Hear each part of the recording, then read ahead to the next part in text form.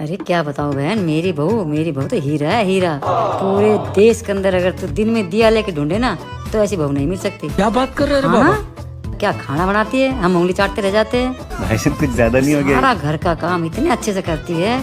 आलस तो उसमें दिखता भी नहीं है, इतनी फुर्ती सारा घर का काम करती है। बहन पिछले जन्म में मैंने कोई अच्छे कर्म किए थे जो मुझे इतनी अच्छी बहू मिली। बात तो सही है। मम्मी जी, आप मेरी कितनी बड़ाई कर रहे हो और मैं आपको हमेशा इतना गलत समझती रही। आप अपनी सहेली से कितनी मेरी तारीफ कर रहे थे। मम्मी जी मुझे माफ कर दो। मम्मी जी, मैंने आपको कितना गलत समझा। आप तो मुझे इतना चाहती हो। चुप रह, मैंने कोई बड़ाई नहीं करी है। तो मैं मेरी सहेली को जला रही थी क्योंकि उसको बहू अच्छी नहीं मिली।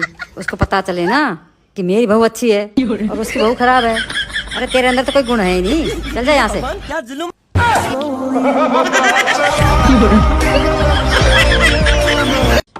अगर आपके पति आपका कहना नहीं मानते हैं तो इतने ध्यान से मत सुनो, किसी के पति नहीं मानते। कोई इलाज नहीं इसका।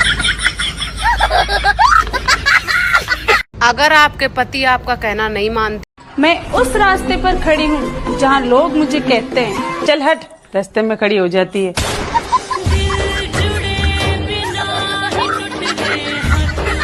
मैं उस रास्ते मम्मी जी एक बात बताओ, आप मुझे इतनी फुल मौज में फुल ऐश क्यों करने देती हो? मुझे समझ नहीं आ रहा। लोग पूछते हैं मतलब कैसे मिली तेरे को ऐसी सास, क्या है?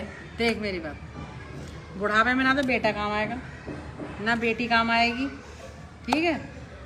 तुझे इसलिए सेट करके रखती हूँ मैं क्या बुढ़ापे में तू ही मेरा काम आएगी। ये मतलब मक्खन लगा के रख रही हो है? अब बदल लिया जाएगा मुझसे बुढ़ापे में? मैं सेटिंग करके रख रही हूँ पटा के। कल मेरे पतिदेव कह रहे थे कि तुमसे मेरे घर वाले खुश नहीं है, तो मैंने भी कह दिया मैं कौन सा तुम्हारे घर वालों से खुश हूँ। कल बहू जब तुझे देखने गए और जब तक तेरी शादी न होगी तो कितने प्यार से बोल रही थी मेरे से। और अब देखो कैसे बात करे। अब क्या हो गया तुझे? वो मम्मी जी, जब मैं रामायण देखा करूँ थी और अब क्या देखे? अब मैं देखूं महाभारत।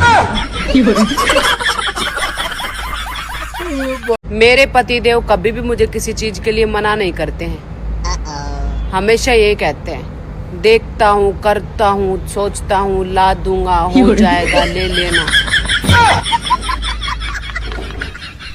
बहनों, दुख इस बात का नहीं है कि मेरे सास है, दुख तो इस बात का है कि मेरे पति के अंदर भी एक सास है।